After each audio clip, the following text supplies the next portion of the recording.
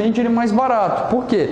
Porque quem está comprando ele a 800, no final da negociação ele pega R$1.000 de volta, ele pega R$20 a mais e ele não vai estar recebendo 9%, ele vai estar recebendo mais do que 9%, porque se eu pegar o custo que eu tenho dos 9% sobre os 890, ou quer dizer, os R$90 que eu tenho aqui sobre os 1.000, sobre os 980, eu estou recebendo mais do que 9%. Ok? Eu vou receber 90, eu não vou receber 9% de 980, eu vou receber 9% de 1.000, só que eu não investi 1.000, eu investi quanto?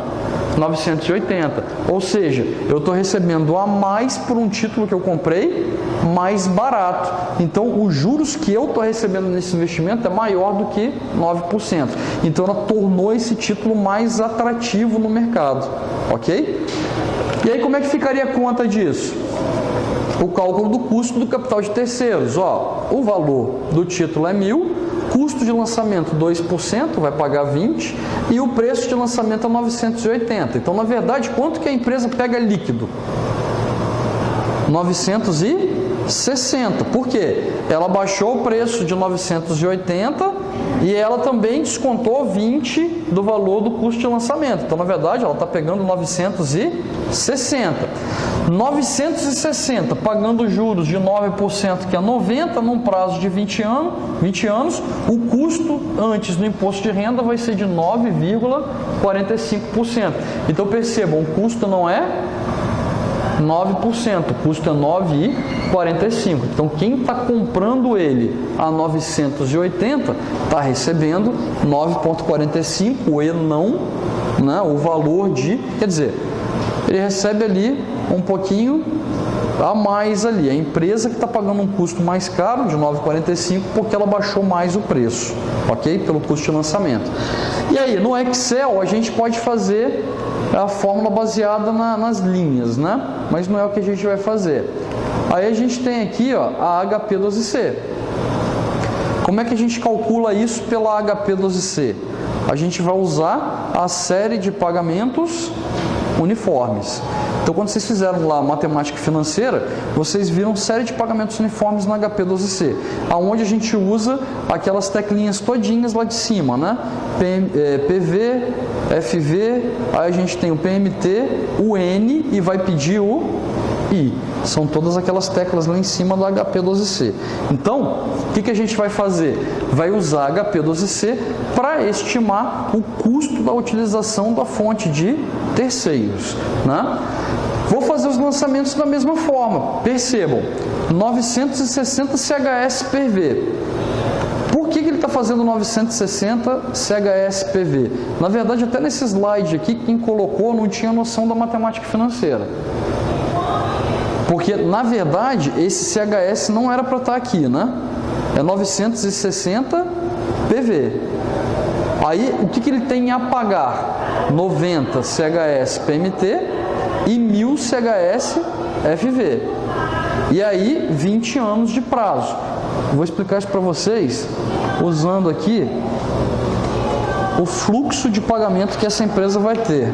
Então, por exemplo, ó, se eu pego em relação aqui o fluxo, o que a gente tem aqui? Ó? A gente tem a empresa recebendo 960 hoje e pagando quanto? Pagando 1.000 lá na frente. Não é isso que ela está fazendo? Ela pega esse dinheiro hoje e paga 1.000 lá na frente. E nesse prazo aqui de 20 anos, ela vai fazer o quê? Ela vai fazer pagamentos aqui dentro até 20 anos de quanto? R$90. Ok? Então, o que a gente tem aqui? A gente tem um FV, um PMT, um PV, um N e um I. E aí a gente tem aqui, ela tem que pagar CHS 1.000, ela tem que pagar mensalmente 90 e ela vai receber 960 num prazo de 20 anos. E aí a gente calcula na HP12C o valor de I. Beleza? Fazendo isso, eu vou achar o custo antes do imposto de renda. Quem não vai usar HP12C tem essa formulazinha lindinha aqui, ó. Né? Aí pode fazer? Pode, está discriminado ali, ó, custo de capital de terceiros antes do imposto, é o valor de cadê. Olha lá, os juros em reais, aonde está escrito I, aqui, ó, os 90, o valor de face do título, o fluxo de caixa líquido, quer dizer, os 960 aqui em cima, o número de períodos de investimento, 20 aqui, e aí faz a suposição e você tem aqui a fórmula manual de achar. Agora ele colocou aqui, depois do cadê, o CAI. O que é o CAI? O CAI é o custo sobre o capital de terceiros após o imposto de renda. Então o que ele está fazendo aqui? Ó, o meu custo depois do imposto de renda é o custo antes do imposto de renda, menos o que? A alíquota tributária sobre as rendas, quer dizer, sobre o imposto de renda. Aí ele fala assim, ó, calcular o custo de capital de terceiros depois do imposto de renda, supondo que a alíquota do imposto de renda da empresa seja de 40%. Então, quanto que seria o custo se o imposto fosse de 40%? Aí eu teria essa informação aqui, ó. O custo antes do imposto de renda é 9,45, 100% da alíquota, 100% do que eu tenho a receber, menos 40% de imposto, eu tenho para receber líquido quanto? 60%, ou 0,6. E aí, 0,6, 60% de 9,45 é 5,67. Esse é o meu custo sobre o capital de terceiros após o imposto de renda. Então, ao invés da empresa ter 9,45 de custo, ela vai ter quanto? 5,67%. Ok? Então, para achar custo de capital de terceiro, é assim. A gente faz a conta na HP e depois a gente vai lá e abate o imposto. O resultado final é o custo sobre o capital de terceiros. Ok? Então, é assim que a gente calcula. Agora a gente vai entrar o custo sobre as ações preferenciais, que é a outra fonte de recurso. Não posso fazer novas emissões, mas eu calculo o custo sobre essas fontes. Como é que funciona? Eu tenho o dividendo do período dividido pelo preço de venda do período menos o custo de lançamento das ações. Então é assim que a gente calcula o custo das ações preferenciais. Então vamos lá. Na equação acima, F representa o custo de lançamento. Tal como ocorreu no caso do capital de terceiros, o custo de emissão das novas ações preferenciais será superior ao retorno proporcionado pelas ações preferenciais existentes, pois a empresa será obrigada a pagar aos bancos de investimento pelo serviço de colocação dos títulos no mercado. Mesma coisa lá do que a gente falou dos títulos de dívida própria. Ele vai ter que pagar alguém para colocar as ações no mercado, porque tem um custo de lançamento. E aí como é que a gente calcula? Vamos lá. Por exemplo, se uma empresa pudesse emitir ações preferenciais pagando dividendos anual de 5, vendendo-as a R$ 55 cada, é o preço de venda, e pagasse R$3 ou dólares por ação para vendê-las, o custo da ação preferencial seria... Aí ele vai pegar a fórmula. Qual é o dividendo? O dividendo é de 5. Qual é o preço da ação? 55. Quanto ele pagou sobre esses 55 para lançá-lo no mercado? 3. Então 55 menos 3 vão dar 52. 5 dividido por 52 vai dar 0,0962. Multipliquei por 100, 9,62%. Esse é o custo para essa empresa lançar essas ações no mercado e pagar os dividendos de 5% sobre o preço investido sobre as ações, que foi de R$ 55. Ok? Em que ela pegou R$ 52. Então ele vai ter um custo de 9,62. Diferentemente do capital de terceiros, aqui nas ações preferenciais você não abate o imposto de renda. Por quê? Porque dividendos você paga depois do lucro líquido no DRE.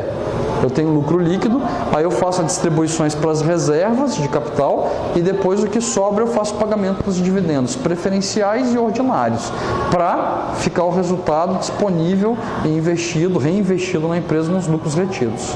Ok? E aí vai para o lucro acumulado da empresa. Ou seja, 9,62 é o custo da ação preferencial, da emissão dessa ação preferencial para o mercado, nessa configuração. E a fórmula bem simples, não? A fórmula matemática bem simples de resolver. Ok? Aí a gente pega custo de capital próprio. Percebam, agora eu tenho duas fontes. Eu posso usar o lucro retido da empresa ou posso usar as ações ordinárias. Ok? Existem duas, tá vendo? A retenção dos lucros e a emissão de novas ações ordinárias. Além disso, há duas maneiras diferentes de se estimar o custo de capital próprio. Qualquer forma, do modelo de avaliação de crescimento constante ou modelo de formação de preço dos ativos, CAPM. Os modelos de avaliação com crescimento constante baseiam-se na premissa de que o valor da ação é determinado pelo valor presente de todos os dividendos futuros. Quer dizer, traz os dividendos futuros pelo valor presente, determina o valor da ação, né? Esse é o de crescimento constante, que ele está ligado às ações ordinárias. Ou você pode usar o CAPM, que é aquele modelo onde a gente tem na financeira, onde a gente viu o beta, né? A gente viu o CAPM, mas não trabalhou com beta especificamente. Se bem que sim, quando a gente fez lá, a gente vai fazer aqui ainda, a avaliação do risco da empresa, o custo da empresa, né? A gente vai abrir o beta. No CAPM, o que a gente tem aqui então? Ele vai ser depois, estou falando das ações ordinárias. Esse aqui, ó, é o CAPM e esse aqui é o modelo de crescimento constante, que é das ações ordinárias, ok? Os dois podem ser utilizados. Quando eu vou utilizar um ou outro, quando as informações do enunciado ou do problema me passarem essas variáveis ou essas, né? Qual é a diferença do modelo de crescimento constante? Ela é o custo da ação ordinária. Então, o que eu tenho aqui? Eu tenho o dividendo 1, significa dizer, ao invés do dividendo hoje, o dividendo no tempo 1 ano à frente. Então, ao invés de ser D0, é o D1. Então, eu pego o dividendo futuro, dividendos ordinários no ano 1, então quer dizer, futuro, um ano para frente, dividido pelo preço da ação ordinária mais a taxa de crescimento dos dividendos, constante dos dividendos. Então, eu tenho que ter essas informações. Qual é o dividendo? Achar o dividendo futuro, usar ele, o preço da ação ordinária mais a taxa de crescimento. Feito isso, eu acho o custo da ação ordinária já lançada no mercado hoje. Ok? Pelo modelo, né, de custo próprio aqui, né, que é o do CAPM, a gente vai ter o quê? A gente vai ter o custo também aqui, ó, das ações ordinárias ou dos lucros retidos. O que eu tenho aqui? Eu tenho o risco do mercado, que é esse, e tenho aqui o retorno livre de risco, que a gente chama de rendimento dos títulos do Tesouro Nacional. Hoje o que a gente tem menos risco no mercado para investimento são os títulos do Tesouro. Todos eles a gente leva em consideração como risco zero, porque todas as empresas podem quebrar, mas o governo é o último a quebrar. Então o risco zero é sobre os títulos do Tesouro. Então esse aqui, ó, é o retorno sobre os títulos do Tesouro. E aí a gente tem o risco da empresa, que é o beta, vezes o custo médio do mercado, o rendimento que o mercado dá, menos o rendimento que a gente tem do tesouro. Essa premissa aqui a gente chama de prêmio. Esse é o prêmio que você leva, é o que você leva a mais do que o risco zero. Qual o prêmio que eu ganho? É essa composição matemática. Ou seja, eu só preciso saber quanto que o título do Tesouro me remunera, quanto o mercado me remunera e qual é o risco da empresa. Faço a conta, aí eu acho o custo que eu tenho sobre as ações preferenciais ou os lucros retidos da empresa. Então eu posso usar esse modelo ou esse modelo para achar capital próprio, custo de capital próprio, né? O CAPM difere dos modelos de avaliação com crescimento constante no sentido em que considera explicitamente o risco da empresa, tá vendo? Refletido em seu beta. Então a diferença é que eu vou ter que calcular o risco da empresa. Mas lá na frente vocês vão ter na avaliação de risco e retorno como que a gente faz o cálculo do risco da empresa, que é o beta da empresa. A gente aprende a fazer isso também. Ok? Custo de capital próprio. Aí ele vem e bota algumas ponderações aqui. Por outro lado, os modelos de avaliação com crescimento constante não consideram risco explicitamente. Esses modelos usam preço de mercado, P0, tá vendo? Como reflexo das preferências, o risco e retorno dos investidores no mercado. Embora os dois enfoques sejam teoricamente equivalentes, os modelos de avaliação com crescimento constante costumam ser preferidos porque os dados são mais fáceis de obtenção. É mais fácil eu conseguir esses dados aqui do que o dado para calcular o beta. É o que torna esse modelo mais complexo. Apesar de a gente usar mais esse é um que dá o melhor resultado para avaliação de custo para a empresa. Ok? Os dois métodos também diferem no sentido de que os modelos de avaliação com crescimento constante, ao contrário do CAPM, podem ser facilmente ajustados pelos custos de lançamentos ao se estimar o custo de novas ações ordinárias. Então, quer dizer, para você lançar novas ações ordinárias, captar mais recursos no mercado, esse método aqui ele é mais eficiente para você calcular custos futuros.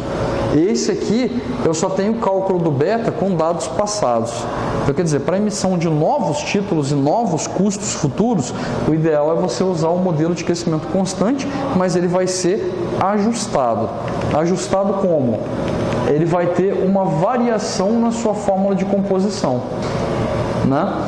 Aí a gente pega isso quando fizer novos lançamentos. Usando aqui, ó, o modelo do CAPM para a gente calcular o custo aqui do capital próprio. Então a gente tem aqui, ó, por exemplo, caso a taxa da letra do Tesouro de 3 meses seja atualmente igual a 5%, o prêmio do risco do mercado seja de 9% e o beta da empresa seja de 1,20%, o custo dos lucros retidos da empresa será, percebam, ó, ele chamou o prêmio de 9%.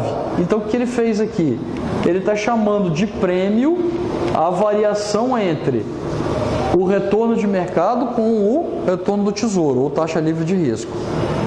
O prêmio é essa relação. Aí ele está multiplicando, né? Quer dizer, ele fez a relação. Dá para a gente achar qual que é o retorno do mercado aqui, não dá?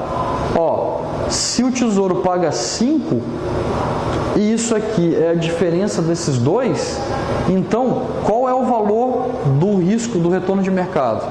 Dá uma ajuda aí.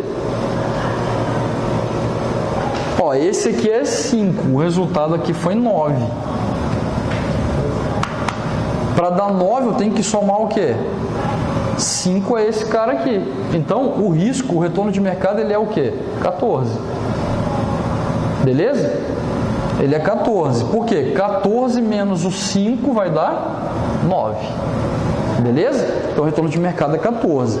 Ele pegou os 9, multiplicou por 1,2 e somou os 5. Então o custo é de 15,8% no período dos 3 meses. Beleza? Porque ele está falando aqui, ó, de 3 meses.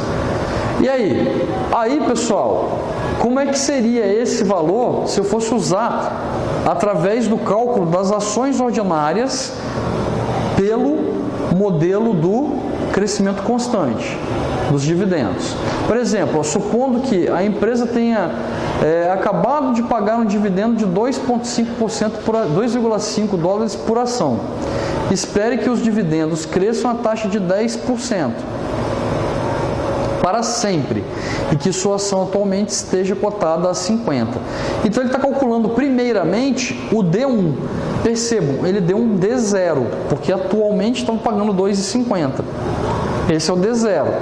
Qual é o D1? É o dividendo futuro. Como é que calculo o dividendo futuro? Eu pego o valor de 2,50 e boto o crescimento nele. Então eu somo com ele os 10% da taxa de crescimento. Então é 2,5 mais 10%. 10% é 25 centavos. Então 2,5 mais 25 centavos 2,75. Esse é o dividendo em D1. Em D2, soma mais 10%. Em D3, soma mais 10%. E aí você vai ter os dividendos futuros. No caso da fórmula, é o D1.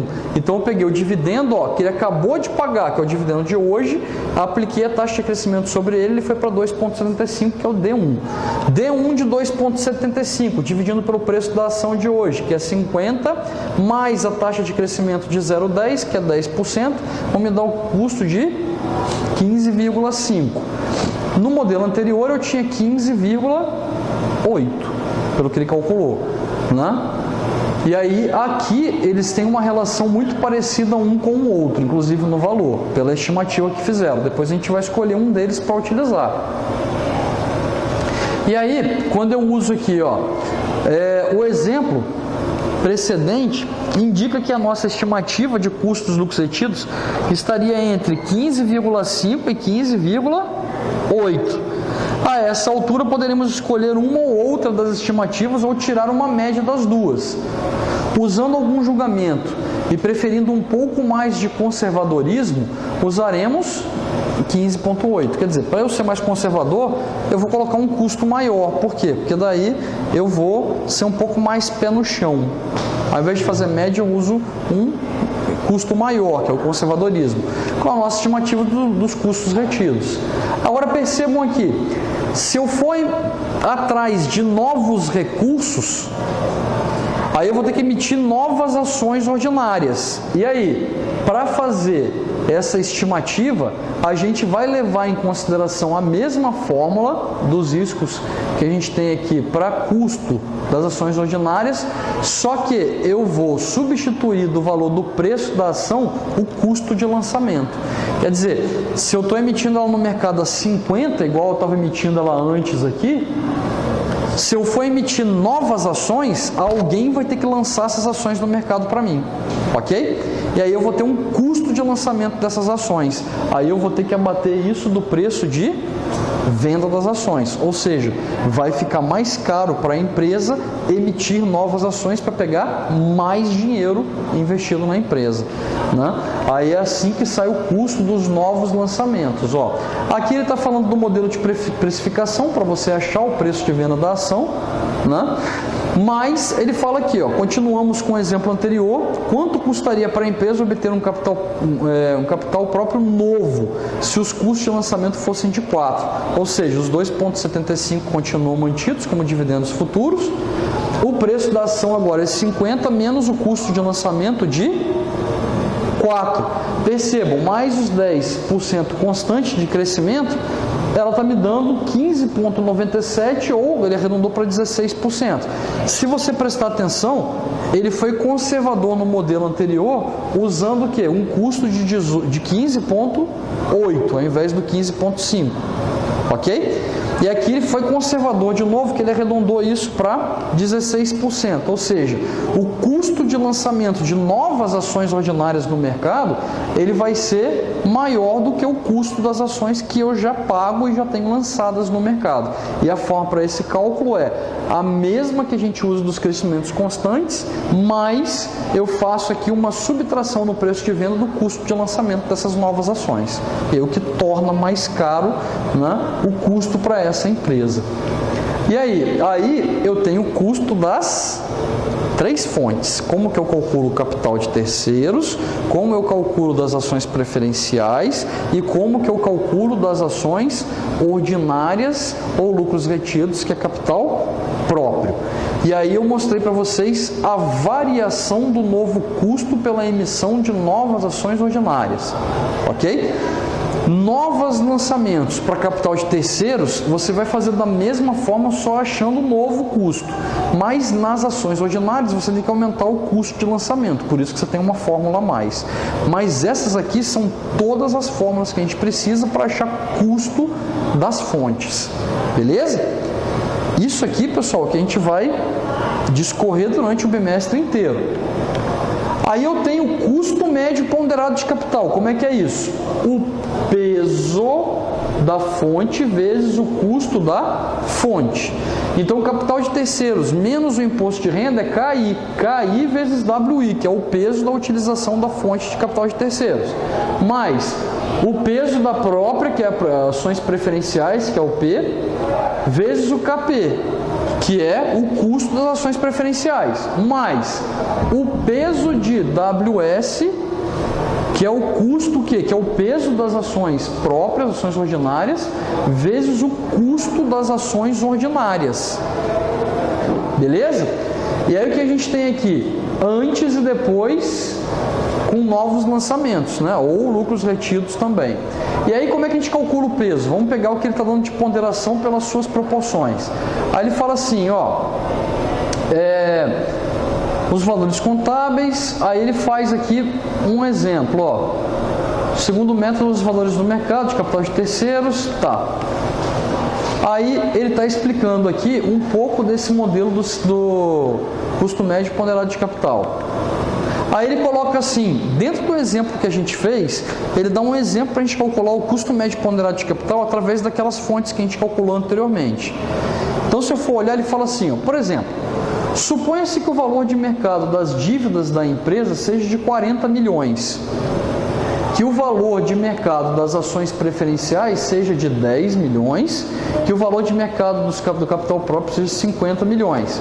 Então percebam, ó, ações preferenciais 40 milhões, 10 milhões é o valor o quê? Espera aí. Ó, mercado das dívidas, quer dizer, então o capital de terceiro 40 milhões, aí eu tenho ações preferenciais 10 milhões e o capital próprio 50 milhões. Então se eu somar 50 com 10 com 40, eu tenho 100 milhões adquirido através dessas fontes, ok?